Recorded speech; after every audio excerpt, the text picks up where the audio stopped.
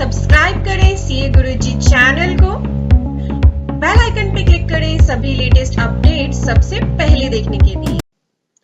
जनवरी 2021 से नया GST return structure यानी क्यूआरएमपी स्कीम एप्लीकेबल हो चुकी है और अब फरवरी में आप जनवरी की रिटर्न भरने बैठे हो तो कुछ चेंजेस सभी को दिखाई दे रहे हैं अपनी रिटर्न डैशबोर्ड पे। तो मैं आपके साथ इस वीडियो में डिस्कस करूंगी। अगर आपने मंथली ऑप्शन कर ली है चूज तो ये आपके सामने डैशबोर्ड अपीयर हो रहा होगा। अगर क्वार्टरली चूज की है तो आपके सामने ये डैशबोर्ड रिटर्न डैशबोर्ड अपीयर हो रहा होगा राइट नाउ। तो दोनों की हम बात करेंगे। अगर आपने क्वार्टरली ऑप्शन चूज कर ली है तो क्या करना है आपको, अगर आपने मंथली ऑप्शन चूज कर ली है तो रिटर्न्स में क्या नया है, डेट्स की भी बात करेंगे। और एक ये टेबल आ गई है टेबल 6A, इसकी भी बात करेंगे। बहुत से लोग कंफ्यूज है क्या है ये टेबल, ये एक्सपोर्टर्स के लिए है। वीडियो थोड़ी सी लंबी हो सकती है, वीडियो को एंड तक देखिएगा, जुड़े रहिएगा ताकि आपको सारी चीजें क्लियर हो सके। वीडियो अच्छी लगे तो लाइक कर देना, इंपॉर्टेंट है, और भी लोगों के साथ शेयर कर लेना। आप देख रहे हैं सीए गुरुजी और मैं हूं आपकी दोस्त पूजा। तो पहले हम बात करेंगे, मैं यहाँ पे एक ऐसे पर्सन के रिटर्न डैशबोर्ड पे हूँ जिसमें मंथली ऑप्शन चूज की हुई है, या फिर क्यूआरएमपी स्कीम पे अगर आपने कोई भी एक्शन नहीं लिया था तो हो सकता है आपका ऑटोमेटिकली मंथली चूज हो गया है। जनवरी में मंथली रिटर्न्स फाइल करनी है यानी 3B एंड 1, ये है जीएसटीआर 1, ये है जीएसटीआर 3B। जीएसटीआर 1 की लास्ट डेट, यहाँ पोर्टल पे गलत डेट्स शो होती रहती हैं, उन्हें इग्नोर कर दीजिएगा। आपको पता होना चाहिए कि अब अगर आपने मंथली ऑप्शन चूज कर रखी है तो आपकी जीएसटीआर 1 की लास्ट डेट 11th है एवरी मंथ। तो जनवरी की अब आप जीएसटीआर 1 फाइल कर रहे हो उसकी लास्ट डेट रहेगी 11th फरवरी। और जीएसटीआर 3B की डेट स्टेट वाइज है, इस केस में ये नॉर्थ इंडिया से बिलोंग करते हैं, यहाँ पे 24 आ रही है। ये हो गई डेट्स की बात। अब बात करते हैं क्या इसमें चेंजेस है। ये हो गई डेट्स की बात। जीएसटीआर 1 को ओपन करेंगे तो आपको कोई ऐसा चेंज दिखाई नहीं देगा मंथली वाली जीएसटीआर 1 में, जैसे फाइल करते हो वैसे ही फाइल करना है। 3B आपको पहले जीएसटीआर 1 फाइल कर लेनी है अपनी, उसके बाद 3B पे एक्शन लीजिएगा, बिकॉज अब आपकी 3B ऑटो जनरेट होती है किसके बेसिस पे, जीएसटीआर 2B ये जनरेट होती है आपकी 14th को एवरी मंथ, और जीएसटीआर 1 उसके बेसिस पे आपकी 3B ऑटो फिल हो जाती है और फिर आपको इसे फाइल करना है। कोई भी करेक्शन है तो आप कर सकते हैं, यानी जो ऑटो फिल डेटा आ रहा है वो एडिटेबल होता है, ये नहीं है कि आप उस पर कोई एक्शन नहीं ले सकते, वो डेटा एडिटेबल होता है। अब हम बात करेंगे टेबल 6A की।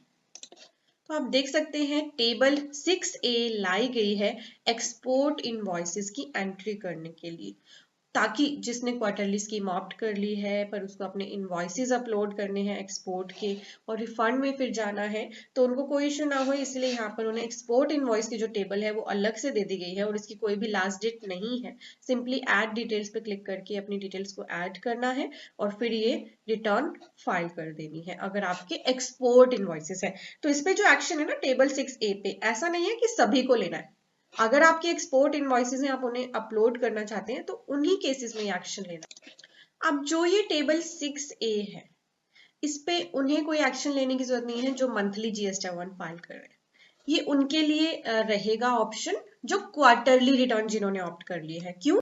क्योंकि यहाँ पे आप क्वार्टरली रिटर्न के डैशबोर्ड पे देखिए जीएसटीआर 1 अवेलेबल नहीं है, 3B अवेलेबल नहीं है, बस IFF यानी इनवॉइस फर्निशिंग फैसिलिटी अवेलेबल है। इसमें आपके पास एक्सपोर्ट इनवॉइस डालने की ऑप्शन नहीं होती, B2B invoices debit and credit note और उनकी अमेंडमेंट की ऑप्शन होती है।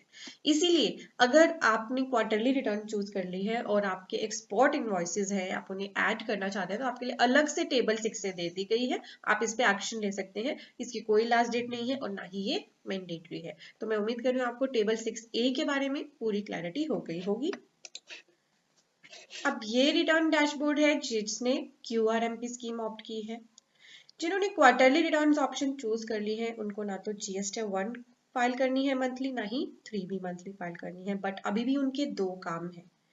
पहला काम है कि उन्हें टैक्स की पेमेंट मंथली करनी है। वो कहाँ से करनी है, यहाँ सर्विसेज में आपको आना है, पेमेंट की ऑप्शन मिल जाती है, पेमेंट ऑप्शन में क्रिएट चालान पे क्लिक कर लेना। क्रिएट चालान करते ही रीजन फॉर चालान में आपने क्योंकि क्वार्टरली रिटर्न चूज कर रखी है तो आपको reason for challan monthly payment for quarterly return ये चूज करना है।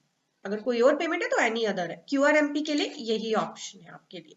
फाइनेंशियल ईयर आ जाएगा, पीरियड अभी जनवरी ही आ रहा है और इसमें पेमेंट के दो ऑप्शन है, फैम एंड सैम। ये दोनों ऑप्शंस आपको समझ नहीं आती है तो आप हमारा QRMP स्कीम का सेशन लीजिए। 2 आवर्स की रिकॉर्डेड वीडियो है, आपके सारे इफ एंड बट क्लियर हो जाएंगे, आपको कोई कंफ्यूजन नहीं रहेगी कि ये क्या है, ये दोनों मेथड्स क्या है, क्यों ये यहाँ पे शो है। GST PMT 06 है इस चालान का नाम, और इसकी डिटेल वीडियो मैं ऑलरेडी अपने चैनल पे अपलोड कर चुकी हूँ, यहाँ आई बटन पे मैंने लिंक कर दी है।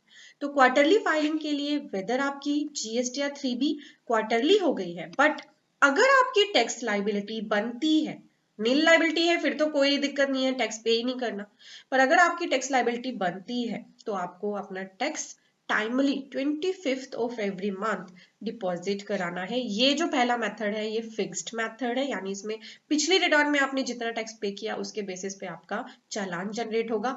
ये मेथड आप जैसे अभी तक करते हो, जीएसटी की पेमेंट कैसे करते हो, अपनी जो जीएसटी लाइबिलिटी आती है आउटपुट टैक्स की minus input tax credit, balance जो बचता है वो आप पे कर सकते हो। ठीक है, तो यही ये दोनों मेथड हैं, आपको जो भी मेथड चूज करना है ये आपकी ऑप्शन है, बट आपको जीएसटी की पेमेंट 25th तक करनी ही है अगर आपका टैक्स पेएबल बनता है। क्वार्टरली रिटर्न फाइलर्स के लिए नेक्स्ट जो काम है जो मंथली उन्हें करना है बट ऑप्शनल है, वो है इनवॉइस फर्निशिंग फैसिलिटी उनके लिए अवेलेबल है। तो उनके जितने भी B2B इनवॉइसेस हैं वो डेली बेसिस पे यहाँ अपलोड कर सकते हैं, पर इसकी लास्ट डेट भी है, एवरी मंथ 13th तक आपको इसे सबमिट कर देना है। यानी आप इसमें इनवॉइस तो डेली बेसिस पे भी अपलोड कर सकते हैं। इसकी ऑफलाइन यूटिलिटी भी आ गई है, बहुत से लोग पूछ रहे थे कि इसकी अभी तक ऑफलाइन यूटिलिटी नहीं आई है, तो वो भी अवेलेबल हो गई है, यहाँ आपको मिल जाएगी डाउनलोड्स में। टूल आपको डाउनलोड्स में ऑफलाइन टूल में जो ये रिटर्न ऑफलाइन टूल है ना, यही वाला रिटर्न ऑफलाइन टूल आपको IFF के लिए यूज करना है। आपका जो ओल्ड ऑफलाइन टूल था GST1 के लिए, एक बार उसको अनइंस्टॉल कर लीजिएगा, इसे इंस्टॉल कर लीजिएगा, तो आप IFF के लिए भी यही ऑफलाइन टूल यूज कर सकते हैं। अगर आपको ऑनलाइन फाइल करना है तो इस पर क्लिक करिए। तो IFF में सिर्फ 4 ही एक्टिव टेबल्स है। GST1 में तो बहुत सारी टेबल्स होती है ना, पर IFF में सिर्फ आपको B2B इनवॉइसेस और उनके क्रेडिट डेबिट नोट डालने की ऑप्शन दी गई है। ये जो 2 टेबल्स आपको दिख रही है ये अमेंडमेंट की ऑप्शन है, यानी कोई गलती हो गई आपसे, आपने रिटर्न भर दी है, अमेंडमेंट करना चाहते हैं तो वो ऑप्शन आपको अमेंडमेंट की B2B इनवॉइसेस की अलग से दी गई है, डेबिट एंड क्रेडिट नोट की अलग से दी गई है। बहुत ही ईजी है IFF, जैसे आप GST1 को फाइल करते हैं बिल्कुल वही है। B2B पे सिलेक्ट करिए, डिटेल्स डाल दीजिए सारी इनवॉइसेस की और उसको सबमिट कर दीजिए। यहाँ नीचे आपके पास सबमिट करने की भी ऑप्शन होती है, सबमिट के बाद फाइल रिटर्न। IFF फाइल करना उनके लिए बड़ा इजी है जिन्होंने ऑलरेडी GST1 फाइल कर रखी है, कोई इस पे इफ एंड बट नहीं है। सभी चीजें चाहे वो क्वार्टरली रिटर्न सिलेक्शन है या मंथली रिटर्न सिलेक्शन है, उनके जो नए चेंजेस हैं वो डिस्कस कर लिए हैं। क्वार्टर जो है आपका जनवरी फरवरी मार्च, जब क्वार्टर एंड हो जाएगा तो अप्रैल में आपके सामने यहाँ 3B और 1 की ऑप्शन भी आ जाएगी। अगर आपने क्वार्टरली रिटर्न्स चूज कर रखी है वो आपको फिर एंड में फाइल करनी होगी क्वार्टर के बाद। 2A और 2B तो अवेलेबल रहती ही है। 2A के बेस पे आप अपना रिकंसिलेशन करिए, 2B के बेस पे आपकी 3B ऑटो फिल जनरेट होती है। रिकंसिलेशन अपने टाइमली करते रहिए, एवरी फोर्टनाइटली का शेड्यूल बना लीजिए या मंथली का शेड्यूल बना लीजिए, ताकि आपको पता चल सके कि आपके जो क्रेडिट 2A में आने थे वो नहीं आए हैं और आप फिर फॉलो अप कर सके अपने क्लाइंट, अपने सप्लायर्स के साथ।